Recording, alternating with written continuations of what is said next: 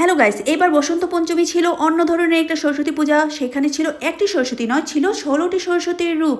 তো কি কি দেখতে হলে ভিডিওটি প্রথম থেকে শেষ পর্যন্ত দেখতে থাকো। আর এটা ছিল এশিয়ার সর্বপ্রথম একটা উদ্যোগ, তো দেখতে থাকো।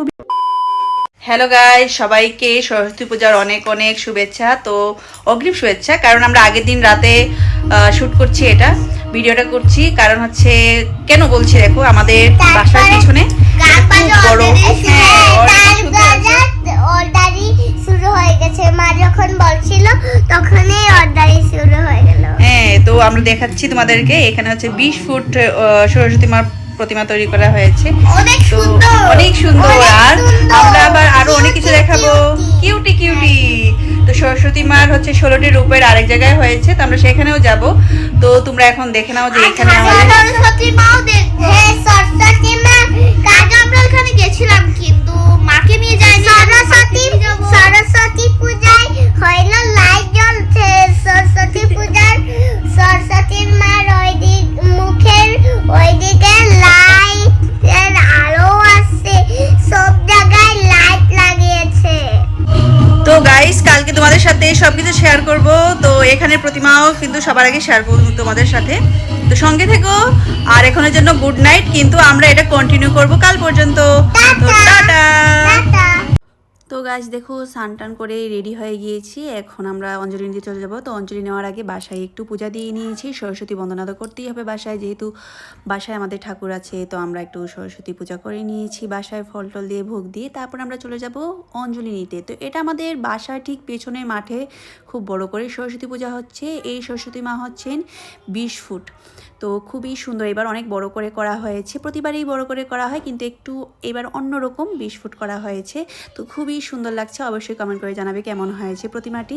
তারপর অঞ্জলি নেওয়ার পর শুরু হয়ে গেল বাচ্চাদের চিত্রাঙ্কন প্রতিযোগিতা। তো আমার 2 মেয়ে বসে খুব সুন্দর করে সরস্বতী প্রতিমা আঁকছে।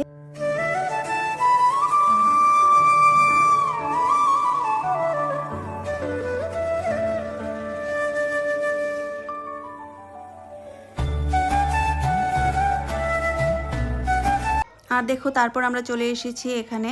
তো এটাও আমাদের বাসার ঠিক পাশেই, কারণ অনেক সরস্বতী পূজা হয় আমাদের বাসার আশেপাশে। আর আমাদের শহরে তো অনেক বেশি পূজা হয়ে থাকে। তো এখানে আমরা চলে এসেছি দুপুরবেলা, কারণ এখানে প্রচুর ভিড় হয়। দুপুরে কিন্তু অনেক ভিড় হয়, রাতে কিন্তু এখানে পা দেওয়াই যায় না। আর এটা হচ্ছে সেই জায়গা যেখানে সরস্বতী মার 16টি রূপ তুলে ধরা হয়েছে। আমি এই প্রথমবার দেখলাম, কারণ প্রথমবার দেখার কারণ হচ্ছে এখানেই প্রথমবার হয়েছে। বাংলাদেশে আর কোথাও এরকম হয়নি, এমনকি এশিয়ার কোথাও হয়নি। এবারেই এখানে সরস্বতী মার 16টি রূপ দেখানো হয়েছে। এর আগে আমি জানতামও না যে সরস্বতী মার 16টি রূপ হয়, আমি একটি রূপ জানতাম। এখানে এসে দেখতে পেলাম 16টি রূপ। তো কারা কারা প্রথম জেনেছেন যে সরস্বতী মার 16টি রূপ আছে, বা প্রথম দেখলেন, অবশ্যই কমেন্ট করে জানাবেন।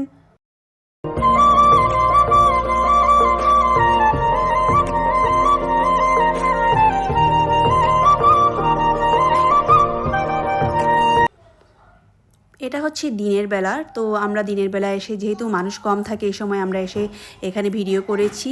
আর অবশ্যই রাতে এসে আমরা এখানে আবার ভিডিও করব, কারণ রাতে বিভিন্ন ধরনের লাইট থাকে আর খুব চমৎকারভাবে ফুটে ওঠে প্রতিমার রূপ, প্রতিটি রূপ। তাই আমরা রাতে এসে আমরা আবার ভিডিও করব। তো অবশ্যই রাতেরটাও দেখবে।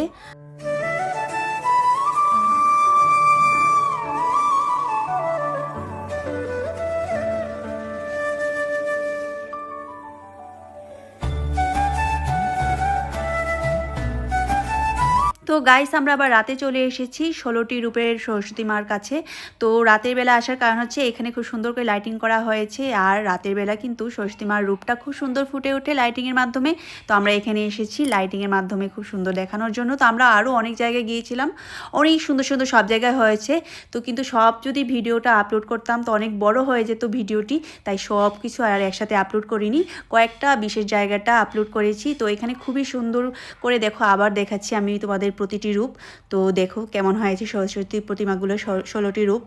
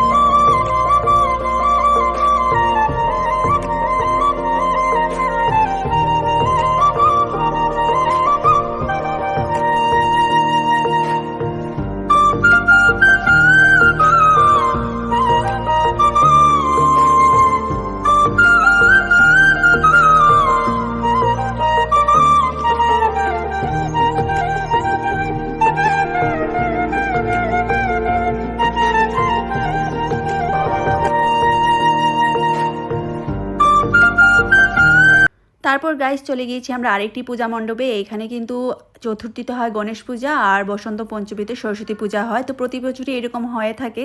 আর এখানে প্রতি বছর চতুর্থীতে গণেশ পূজা হয়ে থাকে, অন্যান্য জায়গায় শুধু সরস্বতী পূজা হয়ে থাকে। আর এখানে এই নিয়মটি চালু আছে। তো কার কার সরস্বতী পূজা কেমন কাটলো অবশ্যই কমেন্ট করে জানাবে। আর আমাদের এখানে সরস্বতী পূজাগুলো তোমাদের কেমন লেগেছে সেটাও কমেন্ট করে জানাবে। তো আমাদের ভিডিও দেখতে হলে চ্যানেলটি সাবস্ক্রাইব করে দাও, ভিডিওটি লাইক করে দাও, আর পারলে একটু শেয়ার করে দাও। তো টাটা, গুড নাইট, সবাই ভালো থেকো, সুস্থ থেকো। তো পরবর্তী সরস্বতী পূজা যেন সবার ভালো কাটে। তো দেখো বাসায় আসার পর আমাদের বাসার পিছনে যে পূজাটা হয়েছিল সেখানে চলছিল সাংস্কৃতিক অনুষ্ঠান। এত শীতের মধ্যে কে যাবে, তাই আর সেখানে যাওয়া হয়নি। তো দেখো খুব চমৎকারভাবে কিন্তু সাংস্কৃতিক অনুষ্ঠানটা হচ্ছে।